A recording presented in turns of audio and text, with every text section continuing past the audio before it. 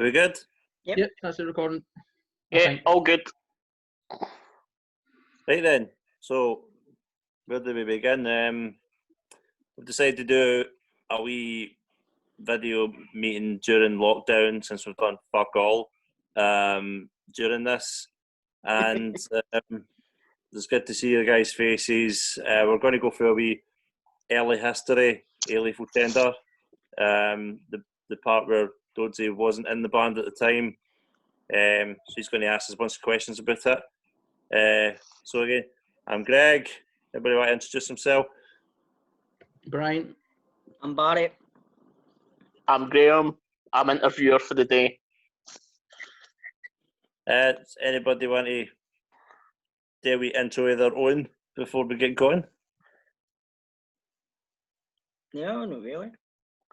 Well, I just get started. Let everybody know about the history of Lethal Tender. Yeah, let's do it. Right, we all ready? Yep. Ready, Quizmaster. Oh, right. So, when you started meeting up, how long did it take before you guys decided to jam together?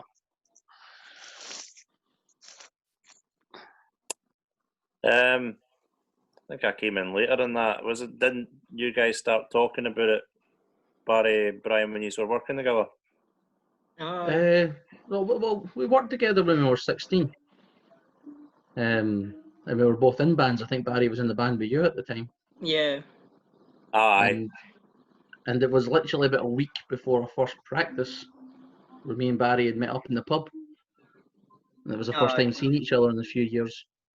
He had just left the band, I had just left the band, and we discussed putting the band together.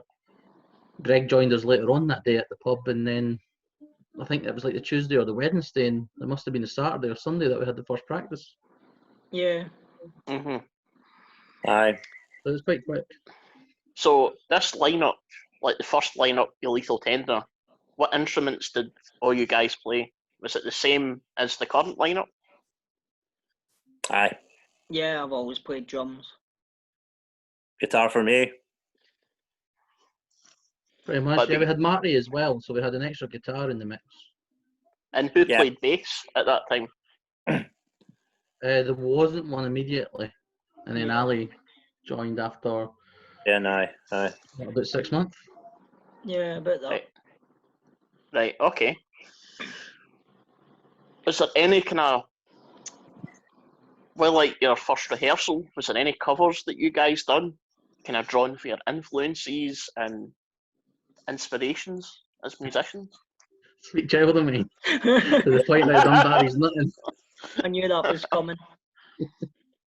Patience as well. Oh yeah, Patience. Both Guns N' Roses hits. Did we do any? I think early on, I remember on our warm up or our rehearsal before our first ever gig, we barely do it like All Right Now. Oh yeah. Aye.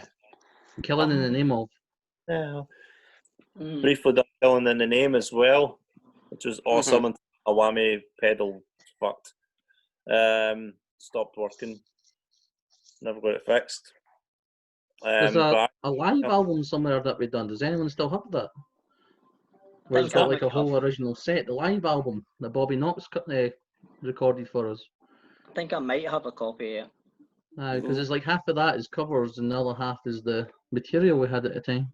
Yeah. And I could forget 5 to 1. Oh, aye, 5 to 1. Or the staple in our set? Definitely Doors. I think that's the only cover we still do. The rest of them kind of disappeared as we wrote more songs.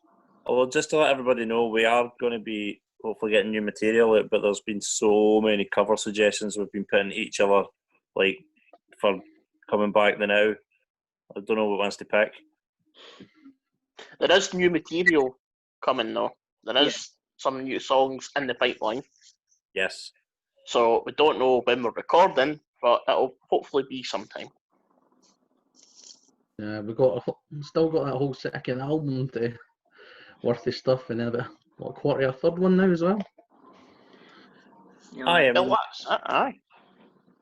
there's quite a few songs that we never put on the first album that we started playing live just before the band called it a day. Yeah. I'd like to revisit them and all. And we've got that. Should I mention it? We've got that new song we started on as well. Yes. Oh, aye, just before the lockdown, we started working on a new one. That's right. So Yep. hopefully we get that recorded. Like in that one, that's a good long song. Like, Yeah. I'll not say any more. Anything else about your question, Doddsy, that we've covered? Right, so this live album that you were talking about your kind of own material in it. How long did it take you guys to get that material written up to a recorded standard? Did you guys have it before, or did you write it all together? We had 3 songs from before.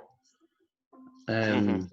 That was written by me and an older band, and I think Ali Doonan, who played the bass, had at least 1, maybe 2 songs that he had written before, and then the rest was our own stuff, which took maybe just a few months to write.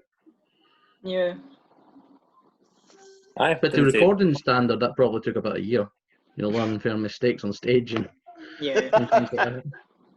There's always got to be things that you Mhm. want to add to certain songs, and as soon as it's recorded, you're like, oh, I should have added that. I should have added that. Mhm. Mhm. I didn't Even take. what was that? Sorry. I didn't take us too long. As Brian said, it was just like we were good at coming up with songs all the time. Every practice, we were always like, "Oh, there's a new one we could come up with. There's a new one." But Mhm. getting that recording level was lengthy. Yeah. But even those older songs were like new songs, because the 3 that I'd submitted and the 1 or 2 that Ali had submitted, Greg rewrote the sort of music for it. So it was only really the Mhm. lyrics and the general idea of a tune that was the same. Yeah. Right. So they all kind of counted as new things. All right. Where did you guys rehearse? My living room, to begin with, Aye, with With that- Barry on a toy drum kit. That very small junior drum kit. that That was. was great fun. I know Barry's short, but I really didn't think this one through. I was doing Bathgate Market one day with my dad, and saw a drum kit, and I knew it was small, and I was like, it might work. It was like they were selling it for like 15 quid, so I was just like, I'll just buy it and see what happens. So you bought the small one because Barry's short? Yeah, I thought that Barry might still be on. Oh, that's me. Oh, sting. It did the No, job. It did the job, though. sort of. Aye, go back to 15 quid. I could be Um, enough for Scarlett Renew at 6-year-old if we still had it. Well, remember, I think it was our first practice in your bit, Brian, when Marty came to the door, because he was got to join the band, and he walked in, looked at the drum kit, and just went, "What the hell is that?" oh, it was buffet. And that was the first day of practice. Greg had said that he knew another guitarist that he could Mhm. bring along, and it was Marty. But we never knew that until we arrived at the Right. door, and it turned out that Marty was in one of the old bands with me. Mhm. And that's how we got the name Lethal Tender, because the old band was called Lethal Tender, and then we decided just to stick with Mhm. that name because I was working with Marty Marty. really loved it. I was working with Marty at the time, but now before even that, the big thing I remember when we decided, right, we're going to do this band was me, Barry, and Brian were at Harley's. I think it might have been that long ago. It was maybe even called Glenn's at the time. Was it still It was Glenn's? still Glenn's, aye. Aye. In Bathgate, and it was just talked about like what ideas we've got for a new band, and discussed it further after getting some Baileys for a shop and drinking it like Jakey's behind the lane. We're going to be rock stars. Let's get drunk. If Yeah. that childlike mentality. I think we've still got that. I think we're all still a bit childish. Aye. And I remember before Marty suggested Lethal Tender, we were calling ourselves Legal Offence because there was a mistake in Glenn's pub for the no smoking sign, it said it's a legal offence to smoke in these premises, rather than an illegal offence. Yeah. So not bad idea. Quite like the name. Could be a name of a song. You So never that's actually quite a good name. There you go. Or the name of an album. I can't even mind we were calling that new song, but I don't think we had a name for it. I think you wrote lyrics for it. I think. What's for an acoustic one I've been working on? Oops. Spoiler review. I've been doing the acoustic numbers in the house, the new during lockdown, and I put lyrics down for one of them. But Well, that's all I'm saying. What do you guys think? Should we announce some of the plans? Whatever you want to. Yeah, we could. I'll keep it secret. Majority wins. Couple of new ones, and I don't know what else we could say about them really. Without, here's a wee clip of a recording we've got on a phone. Well, we have been dabbling with acoustic stuff. Yeah. Mm-hmm. Well, we kind of had, unfortunately, the whole party in the park things off, which is gutting because I was wanting to test the waters there. And It's one up for party in the park, party in the palace. Yeah. Party in the park. Sorry, yeah, party at the palace. Maybe need to censor that Maybe. out. Greg's face is brilliant. A simple mistake. A simple slip of the tongue. Exactly. So what's your question again, Dodzy? Well, I've got another question. All right. Did you guys feel that there was an immediate chemistry when you started rehearsing for the first time? Yeah, definitely. It cut out there when you were in the middle of asking. Did you feel that there was an immediate chemistry when you started rehearsing together? I felt it. Like, I mean, back at the time, I'd never been in a band before. This was my first band, and I knew if I was going to be in a band with folk, I'm glad it was like Brian and Barry because I trusted them. And I mentioned this in my wee photo thing I put up yesterday that you guys will mind. For the first 6 months, every gig I was shiting myself, and I would just stare down at the guitar, no look up at the crowd at all, and I was just shaking the whole time. I would keep running to the toilet for like every 10 minutes for like an hour, up to an hour before the gig. But no, these and guys look, are great guys. And look at you now, frontman now. No. Well, no, this band. But Well, you were a frontman in other projects. been there, aye. No, it's not a thing now, but these guys were good to get a start to get my confidence up. And that is one of the directions that we're looking at with kind of Lethal Tender's future as well, is getting Greg singing a few of the songs as well. Using what we learnt when we branched off into different bands and bringing it into Lethal Tender and see what difference it can make.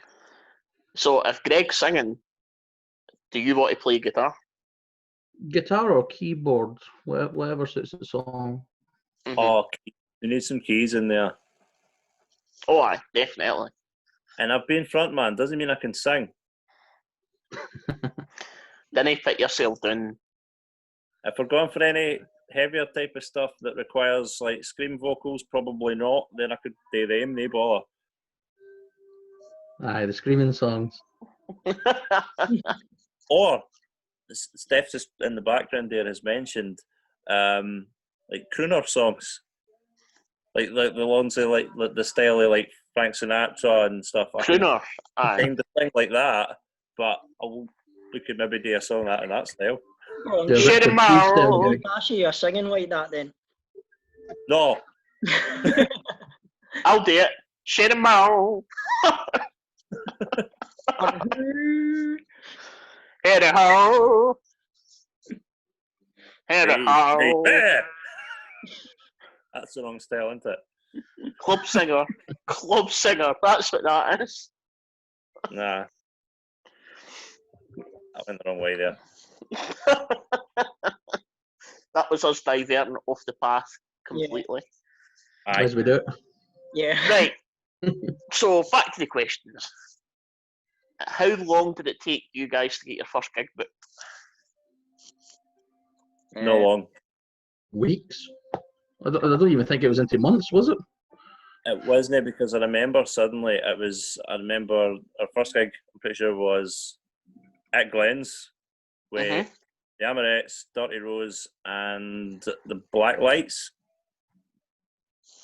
Yeah. Right. opening. Yeah.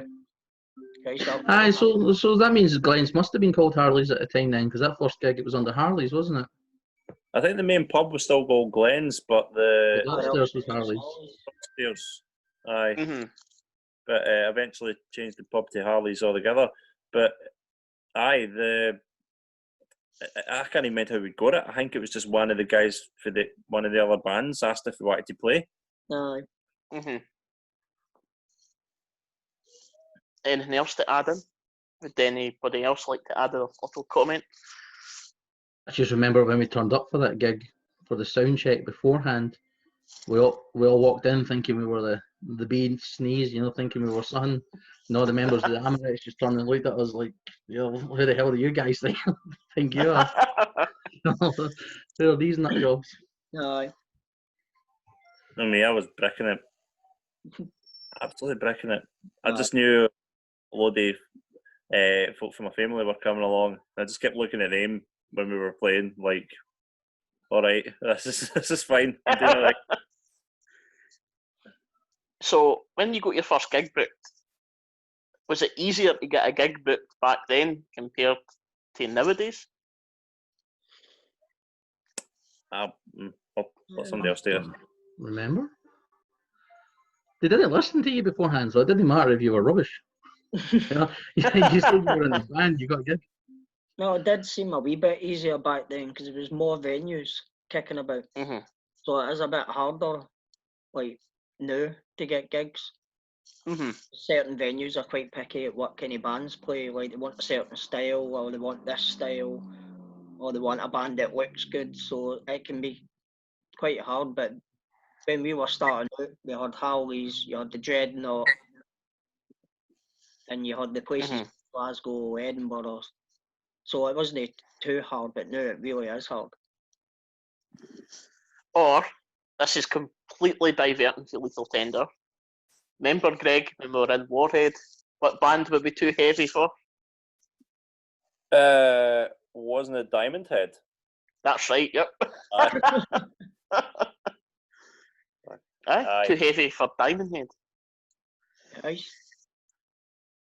Because that was at the sadly departed ABC at that point. ABC.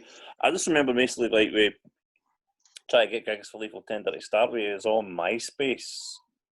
Oh, jeez, aye. That's what we're talking the days before book, quite slightly after Bebo, but then we made a MySpace page for the band, uploaded a few tracks, and then I just was messaging, looking for MySpace pages of venues, and the one that seemed to work most on was that place just off Princess Street. Remember, you have it's like on the corner of Princess Street, and it was upstairs. The Ark, that's what it was called. Mm-hmm. Nah, that's what I'm going now. Playing there, man. I think that was our second gig, I think.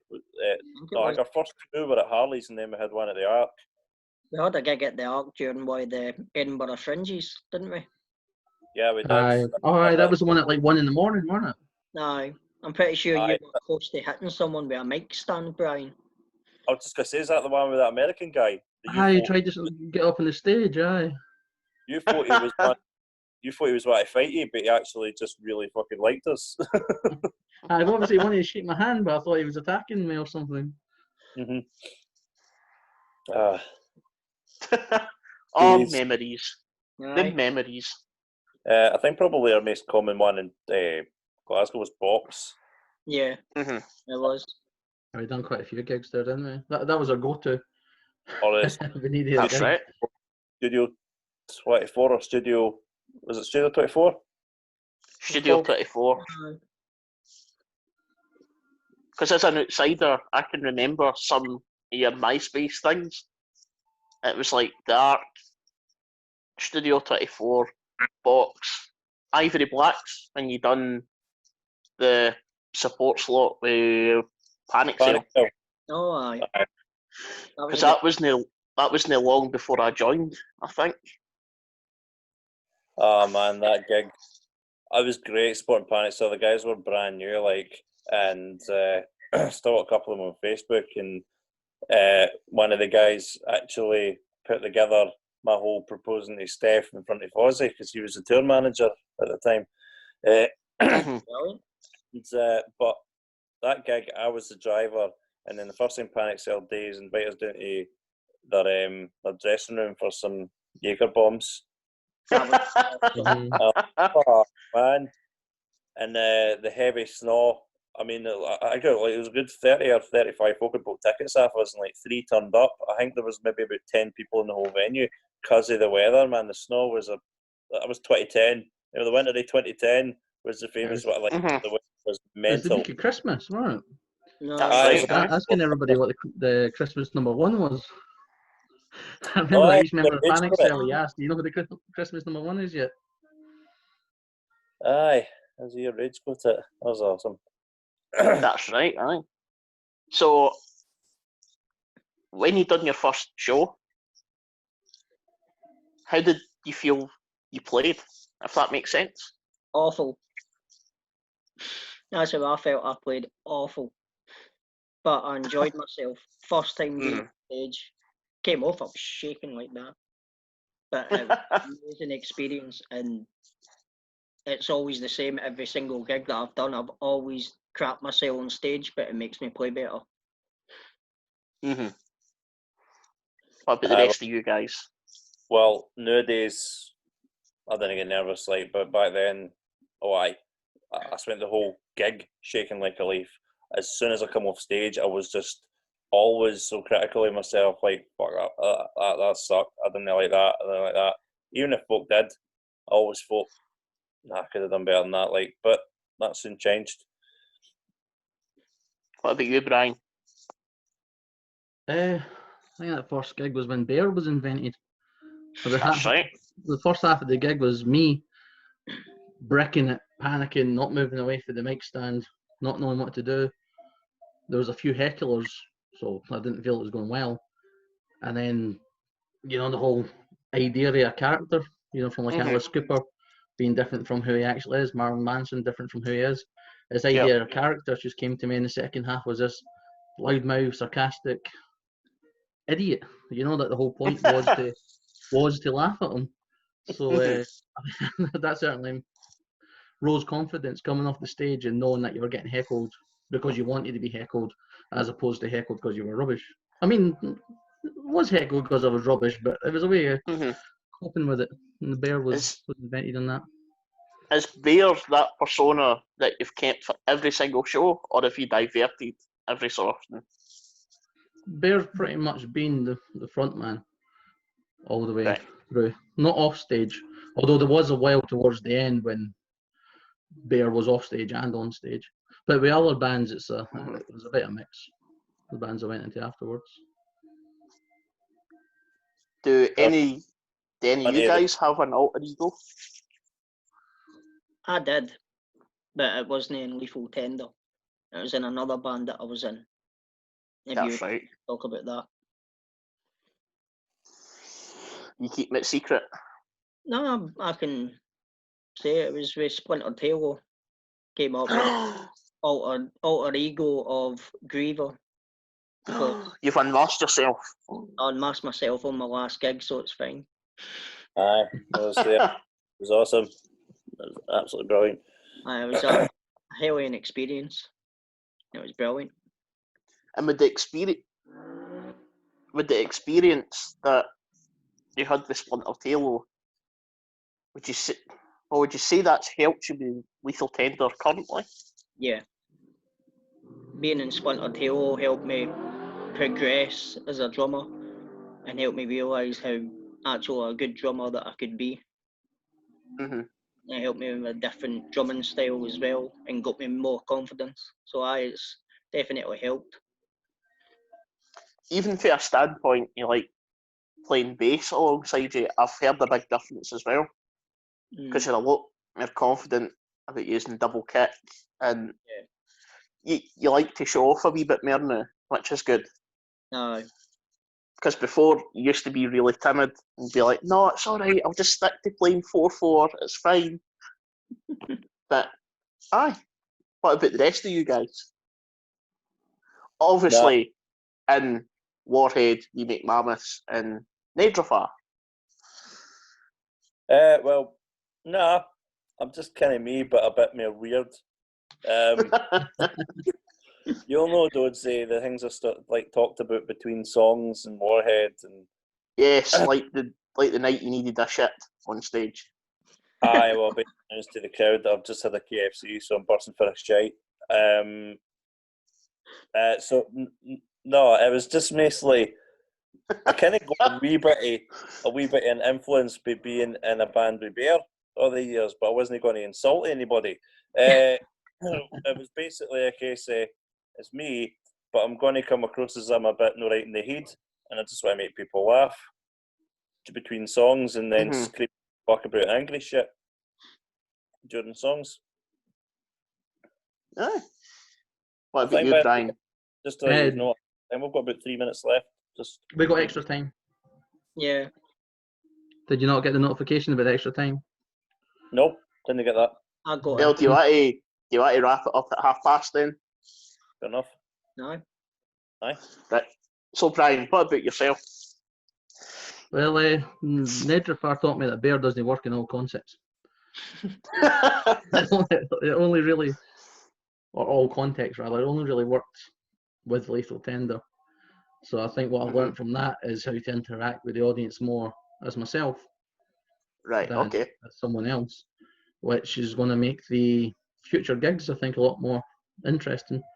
Lethal Tender is going to be a lot less comical, more serious, more about the music rather than the stage show. And someone pointed out to me just a wee while back that Bear only worked if people were in on the joke. So people only really got it if it was us or or friends that came to see us, as well as everybody else, which is like, what the hell is going on here? But did you notice though that this is kind of like my kind of era when we brought people to shows? Did you notice that it really just was a lot of our mates there? A few fans we picked up in Glasgow. But mainly, because a lot of people just thought you were crazy, like just some sort of big madman. Because you didn't get the joke. So this time round, there's nothing for the audience to try and work Mayhem out. Underground. Singing. Nobody heard that. Well, it should be interesting too, because although over the years, obviously my stage presence and Mammy has got a hell of a lot better, but I'm merely like a Adam for Kill Switch Engage on guitar now. Like my last project, I was just on vocals, but now when I'm playing guitar, I'm a lot more showboaty and I pull all these weird faces and stuff. So while Brian's trying to be serious, I'll probably take the seriousness away. Because the last show that we done, all I heard in the back vocals was that's all I can do. That's all I heard was it's like fucking hell. Like gave me a fright. Randomly pop in with backing screamy vocals if unannounced. Aye, that's just you though. Aye. Occasionally me. How about you, Dozzy? How do you feel, being in other bands and things? Has it given you any ideas for Lethal Tender going forward? It's definitely helped with regards to my confidence, because before I used to be like a fucking statue on stage. I never moved. But being in other bands and being like playing alongside different characters has definitely helped. Because I'm moving a lot more. I'm enjoying myself. I'm not just standing there like really stoic. Just standing there like that. So it has definitely helped. And long may it continue. Cool. So do you want to wrap it up? Yeah, unless you've got anything that you want to say about when you came into the band, your kind of thoughts and feelings, how you think you gelled and stuff like that. Have we got to leave it for part 2? If you want to, aye. Yeah. If Whatever you got, suits you best. aye, do that. Are there any burning issues or burning questions you want to get off your chest? No, I've pretty much asked what I want to ask. All right. That's Is there fair enough. any other additional comments you guys want to make? No. Just can't bloody wait till this is over and we can get back out doing shows again, man. No. Even though we're in a few a year, man, I just miss it. Like, Yeah. we would Hopefully, have had another 2 gigs under our belt, both on the same weekend right now. And no, I'm looking forward to getting back to practice you guys, writing new stuff and just showing what we can do. No. Yeah, and any fans that are watching, it's best to keep an eye on the page, because we'll be announcing things after the lockdown as the weeks and months go on. Yeah. hopefully get the shows rescheduled as well. Was that? Hopefully get the shows rescheduled as well. Aye. Yeah. Hopefully get them booked again. Aye. That's cool. Yes. All the announcements for now, I can think of. I Yep. think that's it. Aye. I think we're all good. If Well, there's any questions that the people watching this video have that you want to know the answer to, just put it in the comment section and we'll reply back to you if I've missed anything out. Aye, for the next yeah. episode, we'll answer questions if anybody's got them. Yes. Right, We shall. so We shall. Yeah. thanks for watching. Right, thanks for watching, everybody. Bye, troops. See you later. Bye-bye. Bye. Bye bye.